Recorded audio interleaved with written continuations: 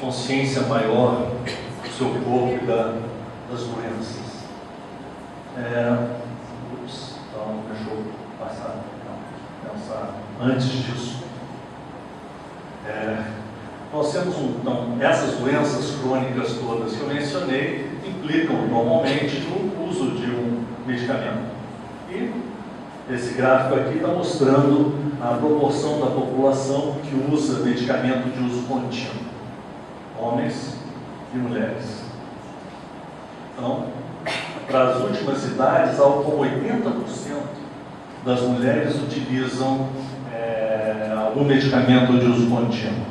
Entre os homens, isso chega a quase 70%.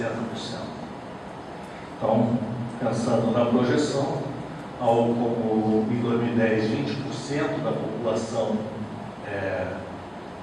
estaria usando medicamento de uso contínuo, chegando a um pouco menos de 35% no final. Então, isso já tem sido objeto de políticas públicas de distribuição de medicamentos gratuitamente. Acho que eu não tenho essa informação aqui. Então,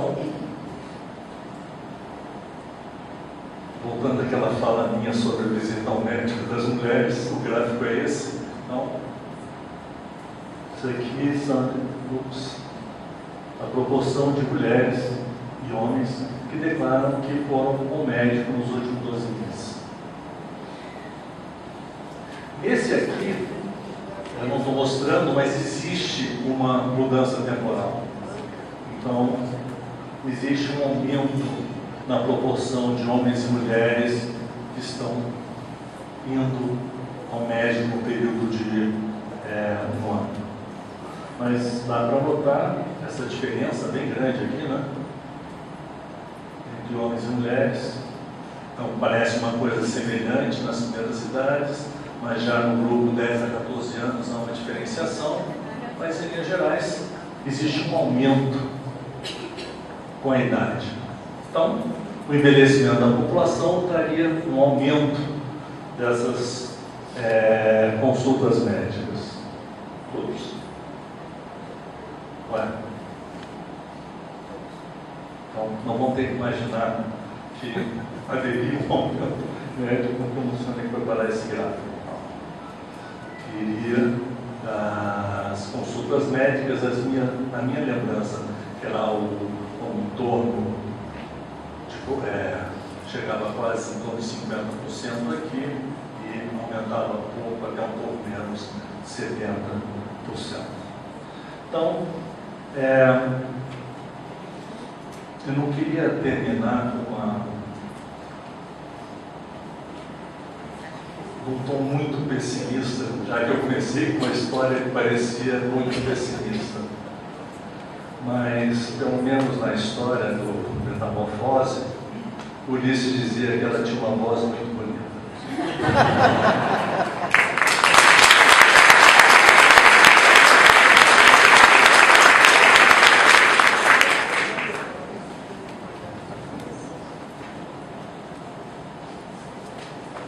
Muito obrigado.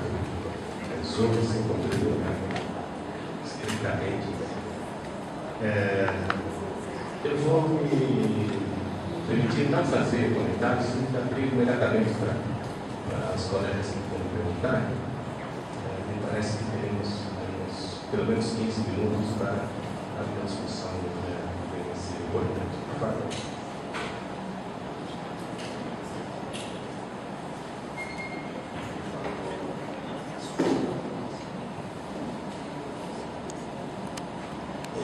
Falou que dependendo da declaração das pessoas, de declarar isso ou aquilo, os homens talvez declaram um pouco menos, ou talvez tenham visto. Mas chama a atenção, e isso acho que tem a ver com outros dados, que quem tem doença, às vezes vive mais tempo. Será que é verdade isso? A gente vai as mulheres viver mais tempo, todas as idades, os homens, devido às duas idades. Acho que aparecem as mulheres para todas as doenças, tem mais doenças que os homens, mas vivem mais tempo. Agora, claro que tem algumas doenças que levam a uma mortalidade mais rápida, mas globalmente esse fenômeno é interessante. Poderia comentar, por favor?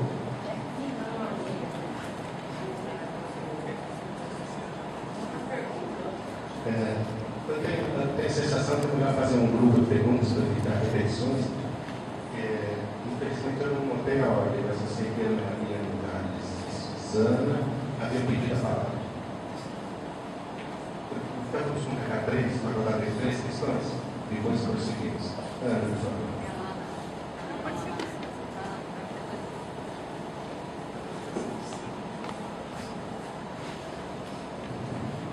Obrigada, queria parabenizar os dois expositores, né, e por nos trazer essa temática que nos é tão cara e a todos nós queremos viver mais e melhor. Mas pensando na temática da longevidade que vocês dois apresentaram, a gente está vendo, a população está vivendo mais, mas essa população, a população está envelhecendo. Nós temos um grupo cada vez maior de pessoas nas faixas etárias de idades mais avançadas e, como foi mostrado, pessoas mais vulneráveis. Então, quando se pensa no aumento da longevidade humana, está se pensando de uma forma linear, parece, né? Não sei o qual colocou aí, e que essa população não estaria, ou estaria, né, nas mesmas condições do planeta, né, que hoje. Mas nós estamos vendo mudanças climáticas, né, picos de aquecimento, por exemplo, né, na França a gente teve há alguns anos, 2005, uma alta mortalidade. Então, essas variações no clima, ou, por exemplo, as grandes catástrofes que estão acontecendo, como é que isso podem afetar, né, essa questão da longevidade, principalmente se nós temos uma população cada vez mais vulnerável. Então, sei lá, pensar no futuro, mas pensar também que nós temos doenças emergentes e emergentes e que essa população talvez esteja mais exposta ao risco e que nós não tenhamos essa linearidade, né?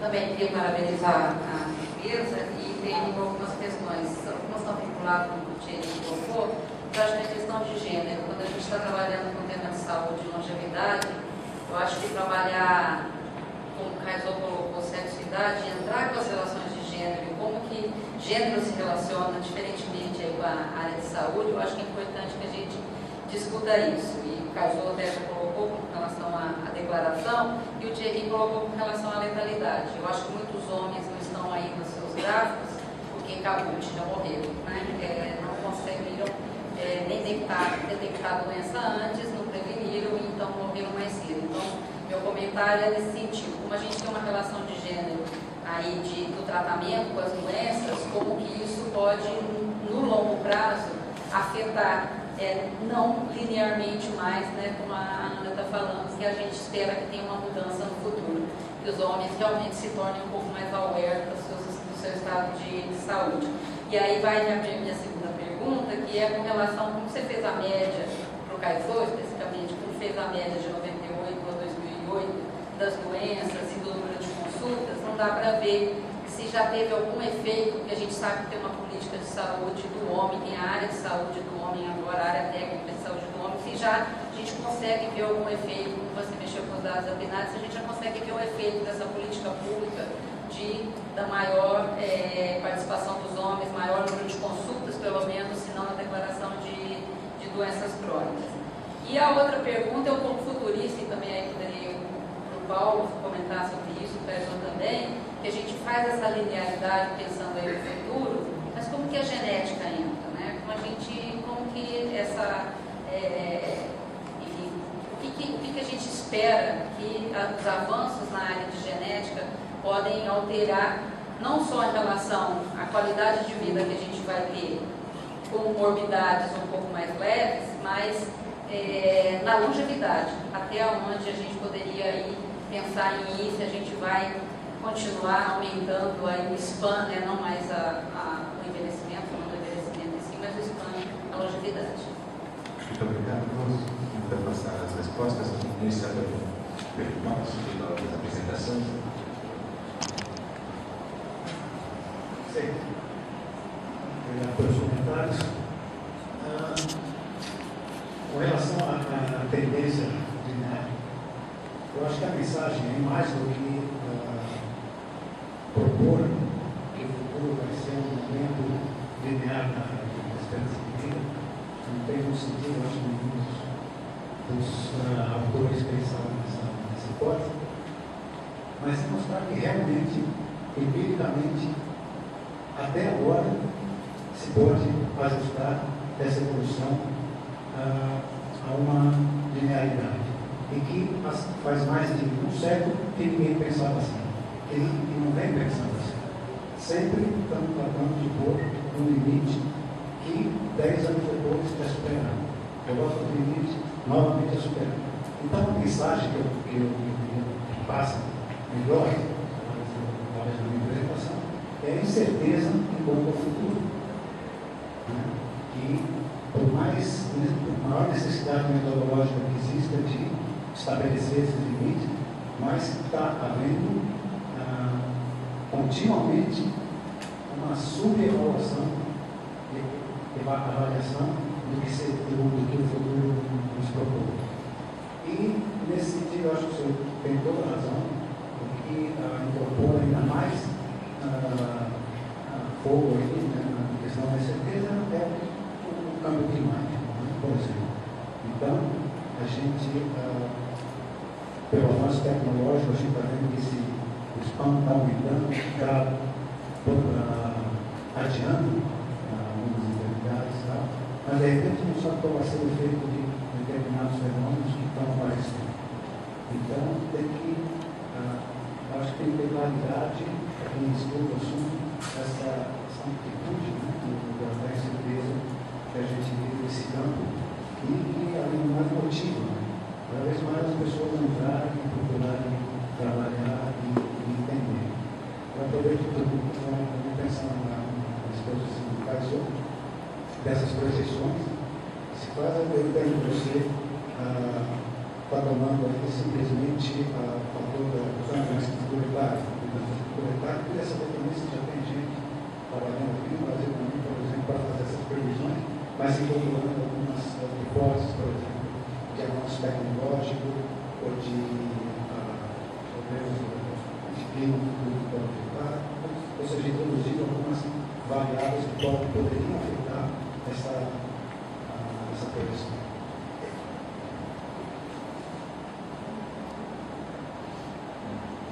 Obrigado pelos comentários e as perguntas. Com respeito ao que o Tiago falou, eu acho que é possível que, como os homens podem não estar, uma percentagem desses homens podem não estar conscientes da doença que tem, eles têm um risco muito maior de morte do que as mulheres. Então, como disse a Suzana, eles não estão na minha estatística porque já correram. Então, eles não aparecem duplamente, eles não aparecem porque eles não sabem que tem a doença, então não declaram tal. Tá? E alguns poderiam até já ter tido a doença e morrido dessa doença. Acho que o pessoal da Fiocruz faz umas projeções pensando em anos de incapacidade, tanto do livro não está aqui, mas ele está nesse, mas o livro Joaquim não está aqui também. Ele está nesse projeto. Então tem esse projeto da Fiocruz que a cada 10 anos eles fazem uma projeção pensando na carga de doença, chama carga de doença. Mas eles entendi que o Yuri não teria vindo aqui, porque estava tentando terminar o relatório da carga de doença que deveria ser entregue logo. Mas essa emergência de novas doenças, o impacto dessas novas doenças, ou a reemergência de doenças antigas, com letalidade diferenciada que a partir da tuberculose, com essas novas cepas. Então, no intensivo a gente não tem como modelar, eu acho, porque é uma coisa completamente diferente. E para a resposta para a Suzana, então, eu falei aqui que, quando eu estou falando em relação a consultas, houve um aumento perceptível para ambos os sexos, não só para homens. Então, e não foi maior para homens do que para mulheres. Então, houve um aumento, eu estou imaginando, seja principalmente de melhoria de acesso para toda a população, de 98 para 2008. E acho que principalmente do SUS, porque a cobertura de plano de saúde, essa não é muito afetada, não mudou muito de 98 para 2008. Então, não é perceptível nenhum aumento da morbidade referida, mas é perceptível o aumento para consultas médicas. Sim, mas também isso é uma coisa que acho que normalmente não é levado em conta nas projeções para Ana, que, claro, picos de frio e picos de calor afetam mais os grupos, as cidades mais vulneráveis, os grupos mais vulneráveis. Então, em épocas de muito frio, épocas de ondas de frio e de calor, existe uma mortalidade mais alta dos idosos e crianças. Mas eu acho que não tem um modelo que incorporasse essa parte, digamos, de meteorológica do processo.